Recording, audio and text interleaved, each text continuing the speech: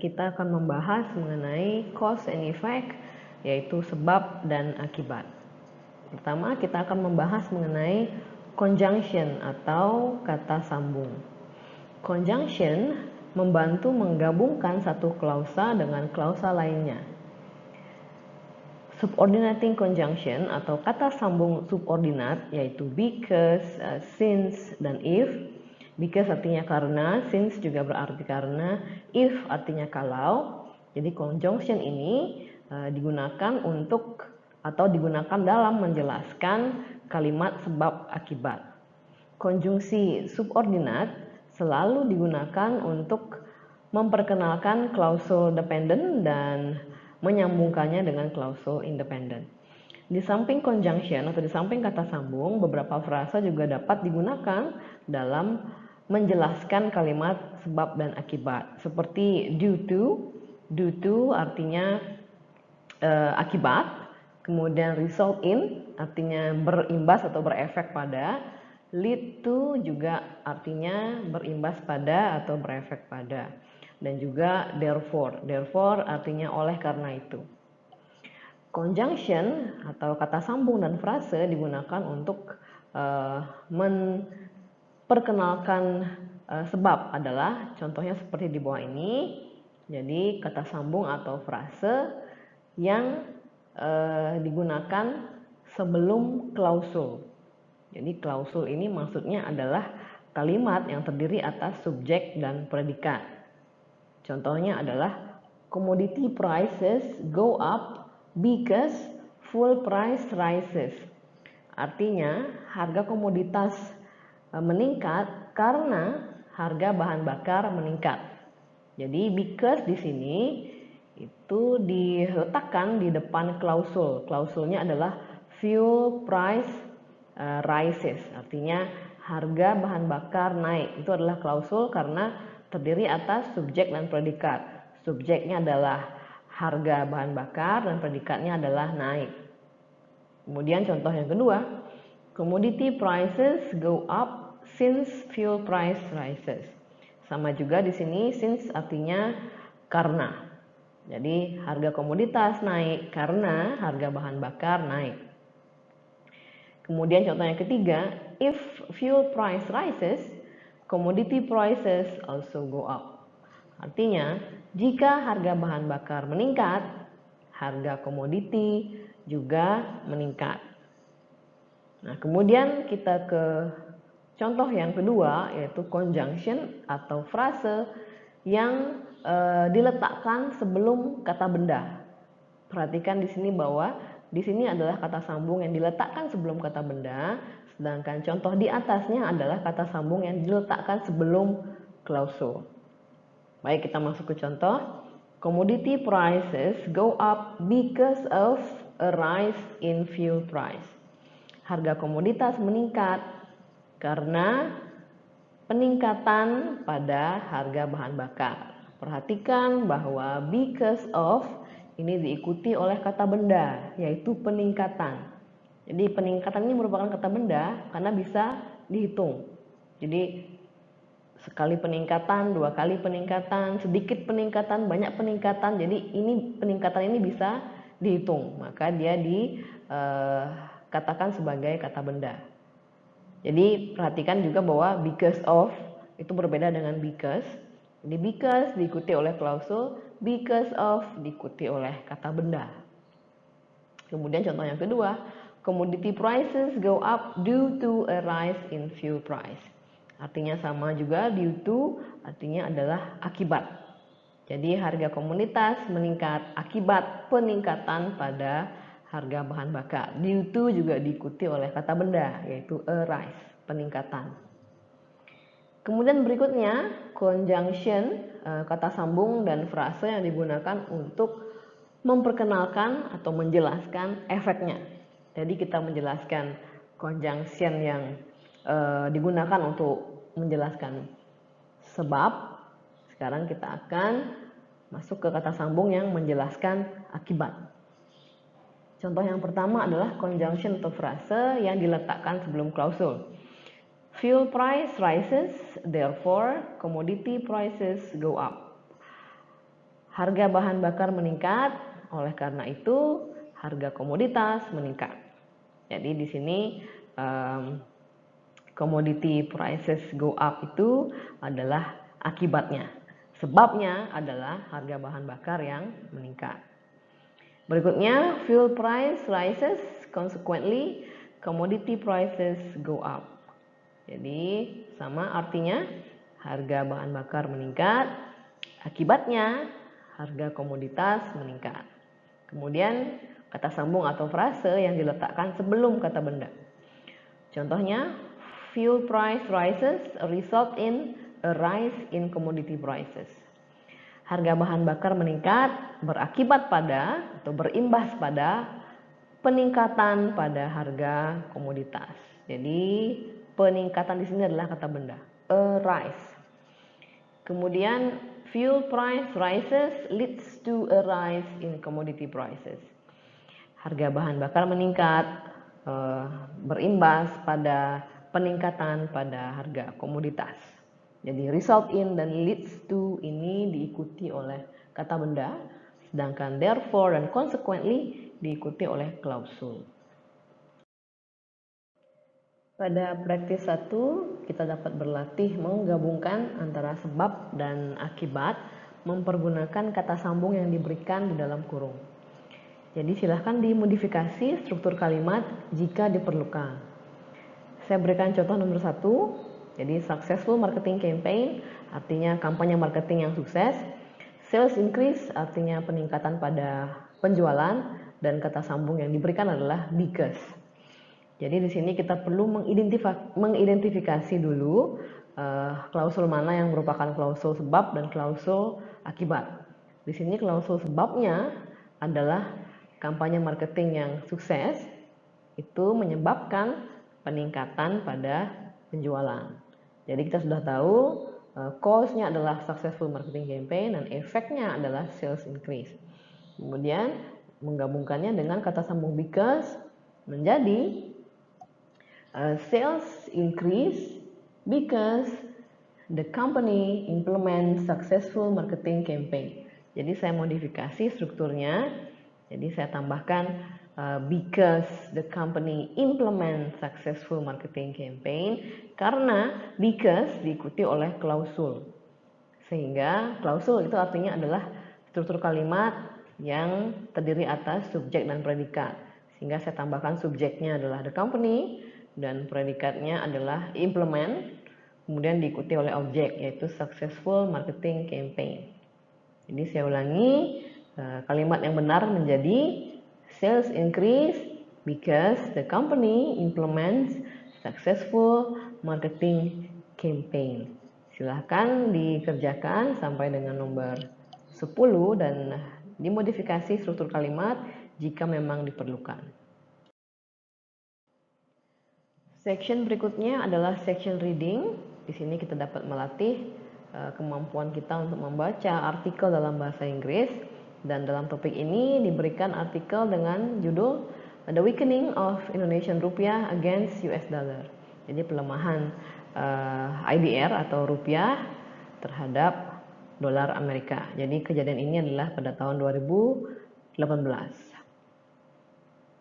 Silahkan dibaca artikel ini untuk kemudian dapat menjawab pertanyaan di halaman berikutnya. Pertanyaan pertama adalah what was the cause of rupiah plunging value back in 1998? Jadi apa yang menjadi penyebab dari merosotnya nilai rupiah pada tahun 1998? Kemudian pertanyaan yang kedua adalah apa akibat apabila rupiah melemah terhadap dolar. Kemudian yang ketiga adalah bagaimana penurunan nilai rupiah dapat berpengaruh terhadap sektor pariwisata. Dijelaskan argumen Anda. Artikel yang kedua adalah US-China Trade War, How We Got Here. Jadi perang dagang antara Amerika dan Cina dan bagaimana kita bisa sampai di sini. Silahkan dibaca artikel ini yang cukup menarik mengenai bagaimana perang dagang ini terjadi dan bagaimana kemudian kedua negara melakukan tindakan balasan satu sama lainnya. Silahkan dibaca sebelum kita menjawab pertanyaan pada halaman berikutnya. Pertanyaan yang pertama adalah how this trade war will affect the economy of both countries. Jadi bagaimana perang dagang ini dapat mempengaruhi perekonomian kedua negara. Kemudian pertanyaan yang kedua, how this trade war will affect Southeast Asian economy. Jadi bagaimana perang dagang ini berpengaruh terhadap perekonomian negara-negara di Asia Tenggara. Kemudian section berikutnya kita akan membahas mengenai company performance atau kinerja perusahaan.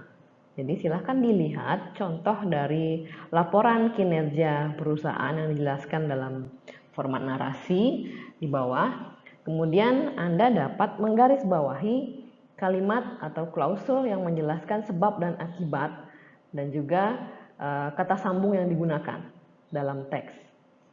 Jadi artikel ini berjudul 2018 A Year of Achievements for Sahid Jaya International. Di tahun 2018 merupakan tahun pencapaian bagi Sahid Jaya International. Silahkan dibaca artikel ini, kemudian digarisbawahi kalimat-kalimat yang menjelaskan sebab dan akibat beserta kata sambung yang digunakan.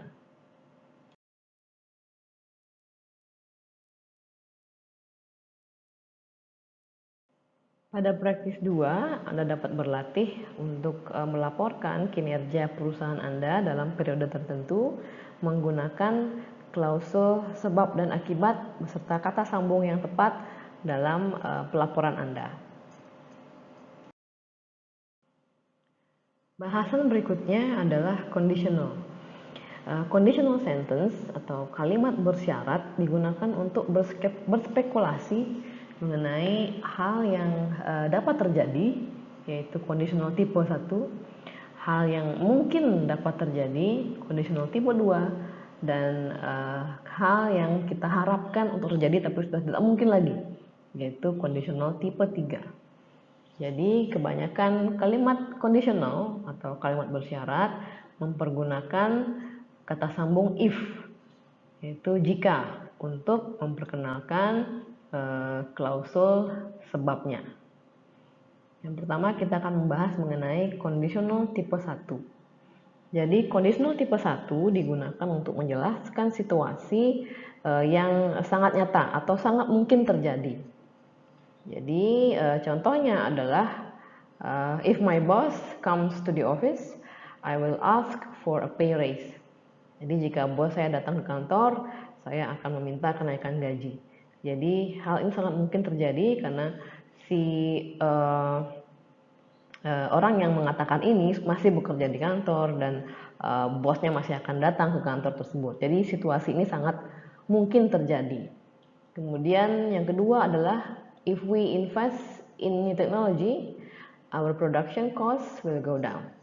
Apabila kita berinvestasi pada teknologi baru, biaya produksi kita akan menurun. Jadi hal ini juga sangat mungkin terjadi. Kemudian if we sell our company now, we will get rich. Ini juga sangat mungkin terjadi karena si pembicara kondisinya adalah memiliki perusahaan dan apabila dia menjualnya, dia sangat mungkin akan menjadi kaya. Jadi tipe 1 conditional ini polanya adalah if, diikuti oleh simple present, kemudian diikuti oleh simple future. Jadi if artinya jika, diikuti oleh simple present yang merupakan klausul sebabnya. Kemudian simple future adalah klausul akibatnya.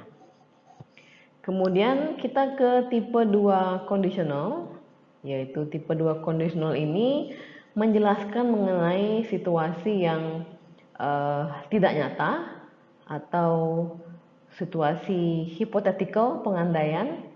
Jadi kemungkinannya sangat kecil terjadi walaupun masih mungkin dapat terjadi. Jadi ada kemungkinan untuk dapat terjadi walaupun kecil. Contohnya adalah if I spoke French, I would work in France. Jadi apabila saya dapat berbicara bahasa Perancis, saya akan bekerja di Paris. Jadi faktanya adalah pembicara tidak mampu atau tidak bisa berbicara bahasa Prancis, namun ini masih memiliki kemungkinan untuk terjadi di masa depan karena si pembicara mungkin saja dapat berlatih bahasa Prancis. Kurang lebih seperti itu. Jadi tipe 2 conditional ini adalah tipe kalimat bersyarat di mana kondisinya tidak nyata, namun masih mungkin dapat terjadi di masa depan walaupun kemungkinannya kecil. Polanya adalah if, diikuti oleh simple past, kemudian diikuti oleh subjek ditambah would dan verb. Contohnya adalah if I spoke French, jadi itu simple past, kemudian subjek would dan verb I would work in France. Jadi polanya seperti itu untuk tipe 2 conditional.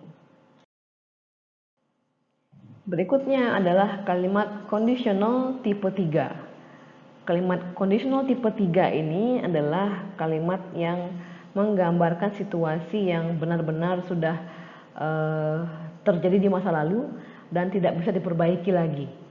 Jadi membicarakan ini seperti membicarakan penyesalan atas hal-hal yang sudah terjadi di masa lalu dan tidak bisa diperbaiki lagi. Contoh kalimatnya adalah if they had invested the money wisely, they wouldn't have gone bankrupt. Artinya adalah apabila mereka menginvestasikan uangnya dengan lebih bijak, mereka tidak akan menjadi bangkrut. Di faktanya adalah mereka sudah bangkrut. Sehingga ini merupakan kalimat pengandaian yang betul-betul tidak mungkin menjadi kenyataan lagi karena sudah terjadi di masa lalu, tidak bisa diperbaiki lagi. Kemudian contoh yang kedua, if he had studied hard, he would have passed the exam. Ini apabila dia belajar lebih keras, dia akan dapat lulus ujian tersebut. Faktanya adalah he atau orang ini sudah gagal dalam ujiannya, sehingga tidak ada yang bisa diperbaiki lagi dan tidak mungkin menjadi kenyataan lagi. Kemudian pada praktis 3, Anda dapat berlatih membuat kalimat conditional yang mendeskripsikan situasi Anda dan pengalaman Anda. Jadi dibuatkan dalam bentuk 3 conditional, yaitu conditional tipe 1 untuk menjelaskan situasi Anda yang sangat real atau mungkin terjadi. Kemudian conditional tipe 2 adalah menjelaskan situasi tentang Anda di mana kemungkinannya sangat kecil untuk terjadi, tapi masih mungkin. Kemudian tipe 3 conditional adalah menjelaskan situasi Anda di mana situasi tersebut sudah tidak dapat diperbaiki lagi, atau situasi di mana nasi sudah menjadi bubur. Kurang lebih seperti itu. Silahkan Anda mengerjakan praktis 3 ini. Section berikutnya adalah business scenario. Jadi bisnis itu melibatkan kegiatan forecasting atau peramalan dan kegiatan planning atau perencanaan untuk periode kedepannya. Jadi perencanaan dapat berupa perencanaan jangka pendek maupun jangka panjang. Pada aktivitas ini, manajemen mengajukan beberapa skenario bisnis sebagai alternatif strategi untuk dapat dipilih.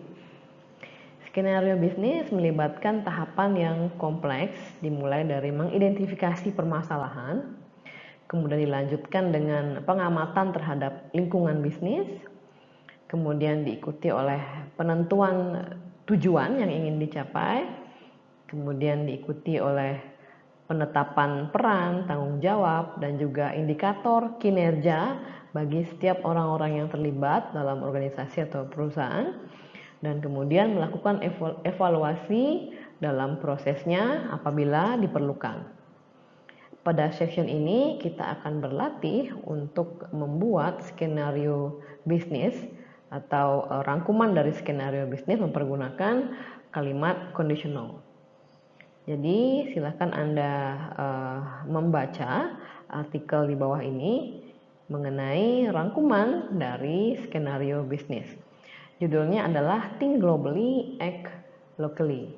Di dalam rangkuman ini dijelaskan bahwa suatu produk biskuit yang gagal atau kurang mampu menghasilkan penjualan yang diharapkan saat memasuki suatu pasar baru. Kemudian manajemen mengajukan beberapa strategi untuk memodifikasi produk biskuitnya sehingga dapat memperoleh hasil yang diharapkan. Jadi dalam menjelaskan rangkuman dari skenario bisnis, umumnya tipe kondisional yang dipergunakan adalah kondisional tipe 1, di mana kondisi tersebut masih sangat mungkin terjadi. Silahkan dibaca dengan lebih mendetail dan perhatikan kalimat-kalimat kondisional yang digunakan dalam menjelaskan skenario bisnis. Pada praktis 4, Anda dapat berlatih membuat skenario bisnis dengan mengajukan beberapa skenario bisnis untuk meningkatkan kinerja perusahaan tempat Anda bekerja. Gunakanlah kalimat kondisional dalam proposal Anda.